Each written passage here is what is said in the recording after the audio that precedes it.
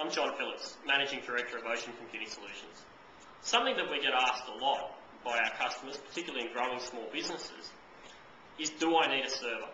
Now there's a number of signs that your business is ready for a server. And I'll just run through a few of those quickly with you today.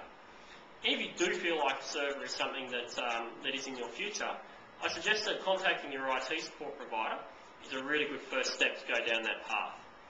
Now the first sign that your business is ready for a server is that you've got a need to share office equipment between multiple computers.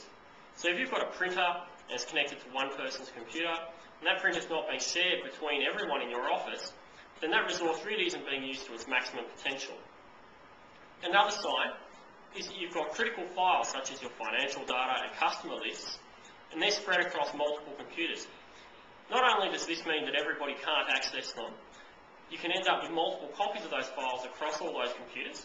So you have the same file on your computer as your employee does.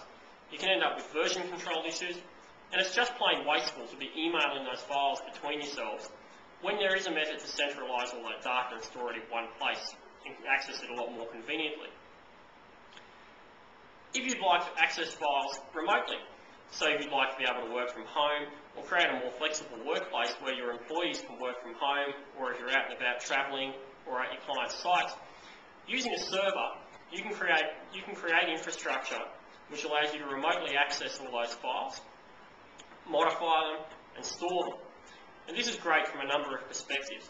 I've already touched on the creation of flexible workplaces, but it's also excellent from a security perspective. If you're carrying files on laptops and that laptop gets lost, then that data is now out of your control. You don't know whose hands it's really in. And that's definitely a worry for any business, particularly where you're dealing with customer data or maybe your financials. So there's significant advantage in having a server there from a remote access to files point of view. Now you may also be finding that you're trying to back up files that are stored on multiple computers. This means that you've probably got quite a few USB keys floating around. You're storing the data on them. Some people might not be doing it. It's probably not really being tested. And having multiple backups is never really a good idea. Certainly the ability to consolidate all your backups is a massive advantage in having a server, and it's going to give you a lot of peace of mind. Just imagine what would happen if one of your computers crashes and it turns out that the data hasn't been backed up for 6 weeks. We recently had a client where it cost $2,500 to have an external data recovery specialist get data back off a drive that had undergone a mechanical failure. This is a significant impost on any business and could have been saved by having a reliable backup system in place.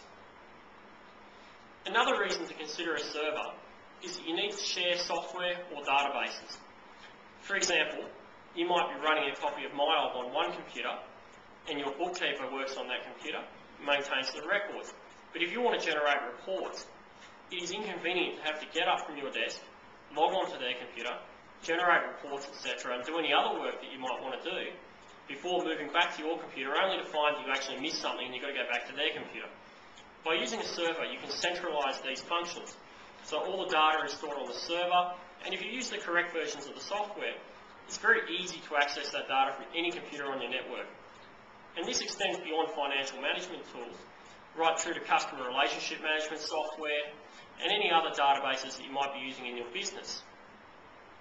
I touched on file version control earlier. Version control is effectively the practice of making sure that you know what version of a file is where, which version is the most current version. An example of this is where you're working on tender documents or other very long documents and proposals. You might have multiple people working on that document concurrently. If you don't know which version is the most current version, it's very easy for someone to accidentally overwrite somebody else's work. And if you don't have a reliable backup system in place, it may not be possible to get that information back at all. Imagine this happens 3 days before a tender's due. Obviously not good. Implementing a server can allow you to set up advanced collaboration systems such as that used in bigger businesses. We're probably all familiar with using Outlook or Lotus Notes to record appointments and maintain contact information in diaries and contact lists. But if this information is confined only to your computer, that means that your assistant or your receptionist is unable to see your diary. So if somebody rings up, they have to wait until you get back before an appointment can be booked. By implementing a server and using software such as Microsoft Exchange, you can create shared calendars, etc. within your business and share contact lists, etc. This can result in really big productivity improvements. It means that you can know where your staff are, if you like, they can know where you are, and all this is controllable using security settings and permissions. And here's a money saver. By implementing your own server, you can actually save money by hosting your own email. So instead of having your email hosted by your internet provider or some other organisation, you can receive your email yourself, back it all up centrally. You can create shared mailboxes so other people can access other people's mailboxes, and all the email comes into your own business and it's all under your control. Another security advantage of having a server is that you need to add access control to sensitive files. You don't necessarily want everybody having access to your financial information. By using a server, you can lock this down. So, if you find within your business that you'd like to do any of these things we've discussed, such as sharing printers, controlling access to files, etc., then a server can be a really good option for you.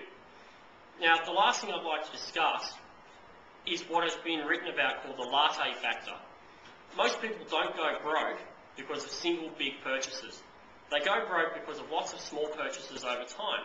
For example, if you spend $4 on a cup of coffee every day, over a year that's over $1,000 you spent on coffee. Now, to think about this in the context of your computer systems, if you can implement a time-saving feature that saves each employee only a couple of minutes a day, over the space of a year, that can add up to be a really significant saving. So these are all things to think about. And if you do see that your business is ready for a server, I'd encourage you to talk to your IT consultant and they'll be able to take it from there.